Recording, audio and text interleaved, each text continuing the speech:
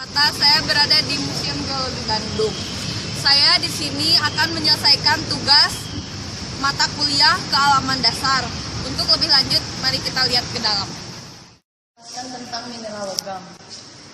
Pada era kehidupan modern ini, peranan mineral logam sangat penting. Mineral logam digunakan sebagai bahan baku berbagai peralatan di segala sendi kehidupan. Terjadinya mineral logam di alam sangat erat kaitannya terutama dengan proses pembekuan magma.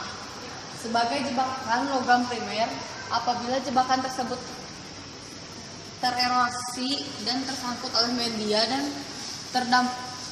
terendapkan di suatu tempat akan membentuk endapan logam sekunder. Di Indonesia, mineral logam terdapat pada zona busur magma kecuali timah di granit, pluton, dan nikel di batuan ultra basa. Apa itu mineral logam? Mineral yang mengandung satu jenis logam atau beberapa asosiasi logam. Contoh, spalerit seperti ini, galena seperti ini, magnetit seperti ini, kalkaporit seperti ini, aluminium, biji tembaga. Terjadinya mineral logam. Magma akan membeku pada kedalaman bumi yang dalam sampai di permukaan. Makin ke atas magma makin encer. Tekanan dan temperatur makin berkurang yang menghasilkan berbagai jenis mineral logam. Penggolongan mineral logam. Yang pertama, logam mulia. Logam yang secara ekonomis sangat berharga dan banyak dibutuhkan yaitu emas, perak, dan platina.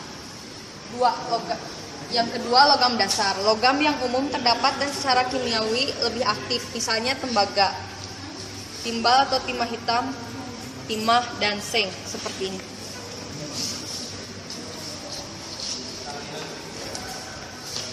Pada suhu 600 derajat sampai lebih dari 1000 derajat, mineral-mineral yang terbentuk tersebut sebagai jebakan magmatis. Yang pertama, platina terjadi pada batuan beku, basa, dan ultrabasa, norit, peridotit, dan ubahannya. Yang kedua, kromit pada batuan peridotit, anartosit, dan batuan beku basa. Yang ketiga, intan terjadi pada batuan kimberlit jenis peridotit. Yang keempat, timah berasosiasi dengan batuan granit. Yang kelima, aluminium berasosiasi dengan batuan leadspatoid napelin senit. Yang keenam, nikel pada batuan peridotit. Selanjutnya, pada suhu 600 derajat sampai 450 derajat Celcius, mineral-mineral yang terbentuk disebut sebagai jebakan pegmatitis. Mineral yang terbentuk antara lain timah, wolfram, molybden, tungsten. Yang selanjutnya, pada suhu 450 derajat Celcius, magma makin encer. Mineral yang terbentuk disebut jebakan metasogmatis kontak.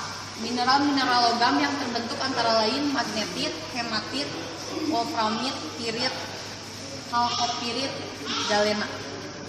Selanjutnya, tahap terakhir, kondisi magma sudah sangat encer setelah suhu turun sampai temperatur titik kritik air 373 derajat Celcius, mulai terbentuk jebakan hidrotermal, yaitu yang berdasarkan kedalaman, temperatur, dan tekanan yang berpengaruh pada endapan hidrotermal dibagi menjadi 4. Yang pertama, hipotermal, tekanan dan temperatur relatif tinggi. Mineral logam yang terbentuk antara lain pirit, kalkopirit, galena, oksida besi, emas, timah, seng. Yang kedua, mesotermal, tekanan lebih rendah.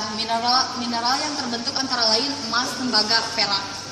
Yang ketiga, epitermal, tekanan paling rendah. Mineral-mineral yang terbentuk antara lain emas, perak. Yang keempat, tembaga polpirit, merupakan tipe endapan lain yang berhubungan dengan aktivitas larutan hidrotermal, yaitu endapan logam tembaga atau molybden yang tersebar secara merata berupa urat-urat halus, mempunyai bentuk penyebaran yang konsentris dan cukup luas. Ini gambarnya penambangan.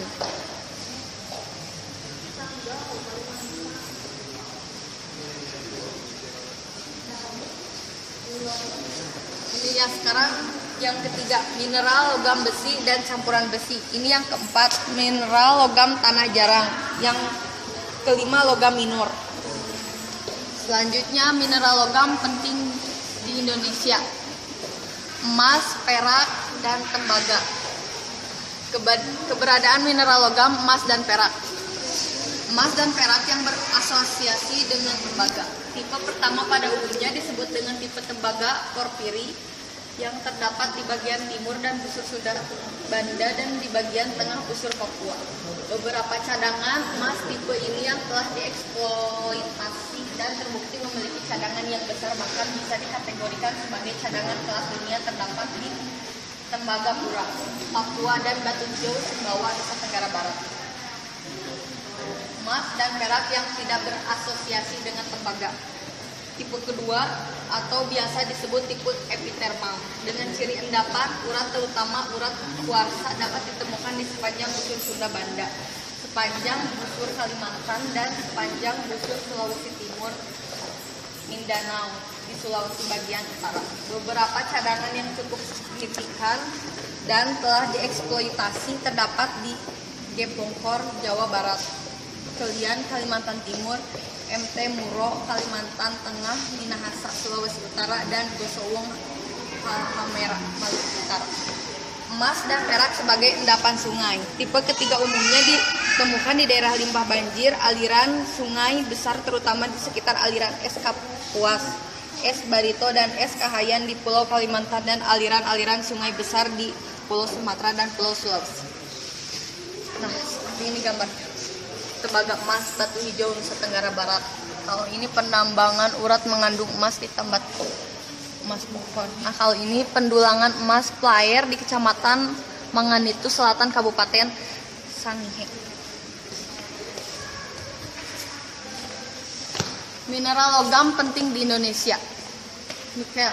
Endapan nikel terjadi akibat pelapukan atau proses laterisasi dari batuan ultrabasa yang mengandung Nt-silika. Faktor yang mendorong terjadinya laterisasi antara lain iklim tropis basah yang membantu proses pelapukan, rekahan, serta kemiringan lereng tubuh batuan ini. Nah, seperti ini gambar. Mangan. Mineral logam mangan terbentuk melalui beberapa proses. Yang pertama, hidrotermal. Yang kedua, pengayaan sekunder. Yang ketiga, eluvial dan marine nodul. Nah, seperti ini gambar-gambar.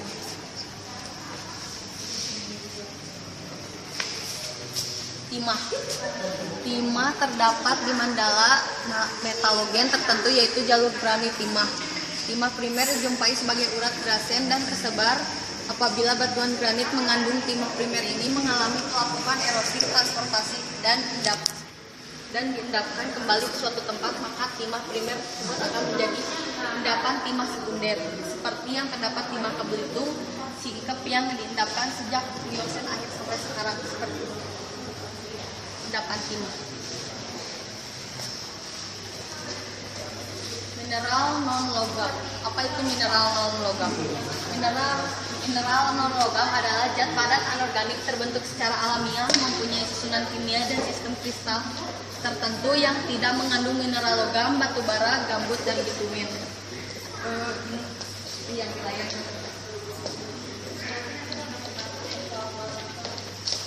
Terjadinya mineral non logam dan penggolongannya. Proses terjadinya mineral non logam berhubungan dengan proses terbentuknya batuan beku, metamorf, sedimen, proses pelapukan batuan, dan oleh aktivitas air tanah. Nah, ini penggolongan mineral non logam berdasarkan proses terjadinya. Seperti ini. Yang pertama berhubungan dengan proses metamorfosa. Batuan yang terkena tekanan dan temperatur tinggi akan berubah sifat fisik dan kimia. Mineralnya menyusun batuan akan berubah membentuk mineral baru yang lebih stabil sesuai dengan kondisinya, seperti ini. Asbestos, grafit, marmer. Yang kedua berhubungan dengan aktivitas air. Yang ketiga berhubungan dengan pembentukan batuan beku. Yang keempat berhubungan dengan proses sedimentasi. Yang kelima berhubungan dengan proses pelapukan. Nah ini seperti ini contoh-contohnya. Gipsum, feldspar, fosfat kalsium, pasir kuarsa, batu garam, kaolinit, grafit, yodium, oker kuning, asbes.